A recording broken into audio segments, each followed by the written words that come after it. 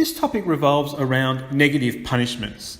You might assume that all punishments are negative, but psychologists use the term negative punishments to refer to instances in which the punishment involves withdrawing something pleasant. One example is timeout, when the teacher removes the child from the classroom and thus withdraws the capacity of the child to interact with peers. Another example is called response cost, which are basically fines, that is, some authority, like a police officer or teacher, withdraws money or some other currency from the person. Now, during this presentation, we will confine the discussion to time out. To illustrate this approach, consider a typical example. In a grade 3 classroom, a young boy engages in a series of unruly behaviours, such as banging on the table, throwing pencils, or producing silly noises. The teacher would obviously like to curb these behaviours, but unfortunately, these behaviours are often reinforced inadvertently or accidentally. To illustrate, the other children in the class might snigger or laugh, and the young boy might perceive these responses as rewarding, reinforcing the unruly behaviour. Even the teacher might yell at this young boy, and the boy might perceive this attention as rewarding as well. So the teacher needs to implement another technique to manage this unruly behaviour. One of the best techniques in this circumstance is called time out. So to illustrate, the teacher could escort the child to another room. For example, the child could be instructed to sit in a small office by himself until he settles down and is willing to behave more appropriately in class. And this variant of timeout is called exclusionary. That is, the child is excluded from the classroom. Alternatively, the teacher could escort the child to another part of the classroom, away from his peers, perhaps in the back corner. In this location, the child may not be able to access other objects, such as tables or pens, and perhaps cannot see or hear his peers either. He can then return to his desk once he settles down and is willing to behave more appropriately in class.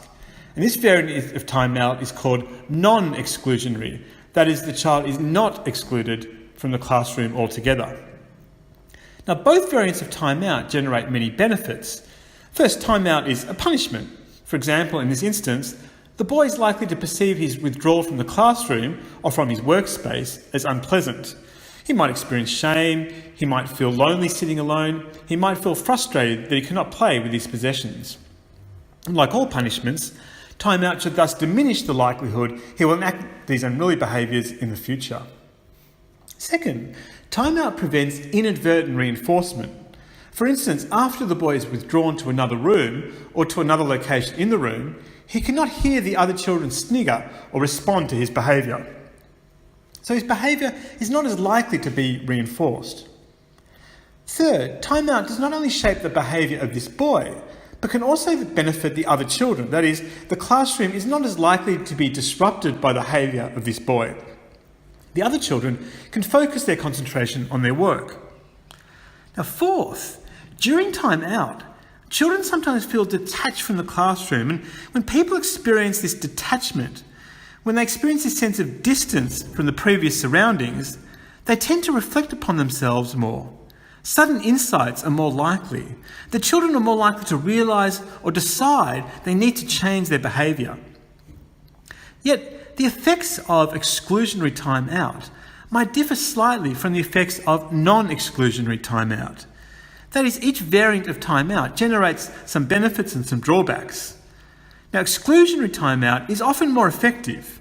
To illustrate in this example, if the boy is escorted to another room altogether, he feels especially isolated from the classroom. Hence, the magnitude and thus effect of their punishment is greater. And second, the other children are even less likely to be able to reinforce his unruly behaviour. That is, the unruly child will not hear sniggering or other reinforcing responses. And third, the child cannot possibly disrupt the class from another room. However, non-exclusionary timeout can be more appropriate, especially if the unruly child is unlikely to be too disruptive.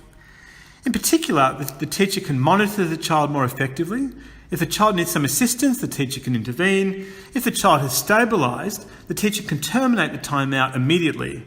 In addition, the child can still participate and learn from the class to some extent. And furthermore, the timeout is easier to arrange. No other rooms need to be available. That is, the teacher does not need to arrange another office, an office with the necessary locks, ventilation and facilities, but also with windows through which the child can be monitored regularly. Now, timeout is seldom applied in isolation of other techniques, however. Sometimes teachers complement timeout with differential reinforcement of alternative behaviours. That is, after the child settles down and behaves appropriately, the teacher might not only permit the child to return, but might provide some other reinforcement. For example, the teacher might praise the child with words like, "That's so much better, you're behaving really well." Now, this differential reinforcement, although often beneficial, can actually generate a problem. To illustrate, in this example, the boy might realise that he perceives or receives this praise only after he has behaved inappropriately and then stabilised. So the teacher might actually be reinforcing the inappropriate behaviour inadvertently. The unruly behaviour might become more likely rather than less likely as a consequence of this differential reinforcement. Indeed, in some instances, not only does the differential reinforcement reward the unruly behaviour, but the time out might also reward the unruly behaviour. That is, the entire approach is predicated on the assumption that time out is perceived as unpleasant, or the attention of the other children is pleasant. But these assumptions might be misguided. For example, the child might actually want to be escorted from the classroom. To illustrate, the child might feel unconfident about the tasks he needs to complete. So time out might be perceived as an opportunity to shun these tasks. The timeout might thus be perceived as pleasant and thus reinforce the unruly behaviour. Alternatively, the child might not perceive the attention or responses of peers as reinforcing. Instead, these unruly behaviours might be intrinsically reinforcing. For example, the child might enjoy hearing the sounds he is producing, such as the banging on the table. And if so, the timeout might not preclude this reinforcement. That is, if the child is escorted to another room, he can still and is likely to continue this unruly behaviour.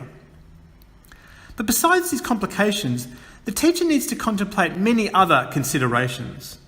For example, are the children safe, or could they harm themselves? Interestingly, after the teacher scolds a child, this child, despite potentially acting nonchalantly, might actually experience feelings of guilt. That is, the child might feel shame, embarrassment and regret as well. And in response to this guilt or shame, some children are inclined to self-harm. The ensuing pain tends to diminish their guilt and shame. The children might scratch themselves with the edges of a sharp object, or bang their head against the table, or implement some other behaviour that tends to diminish feelings of guilt.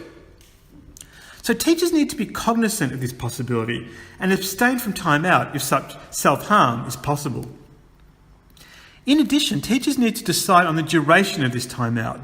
If the timeout is too long, the child is unfairly withheld from opportunities to learn. But of course, if the timeout is too short, the child might not be granted enough time to settle themselves. So in principle, the teacher should obviously ensure the timeout is just long enough to enable the child to settle themselves. But exactly how teachers or practitioners should achieve this criterion can be quite difficult in practice. Finally, if non-exclusionary timeout is applied and the children continues to disrupt the classroom, the teacher then needs to decide how to respond. In essence, the teacher should not devote more attention to the child because this attention could reinforce the unruly behaviour. The teacher could thus attempt to ignore the child, or the teacher might need to apply exclusionary timeout instead.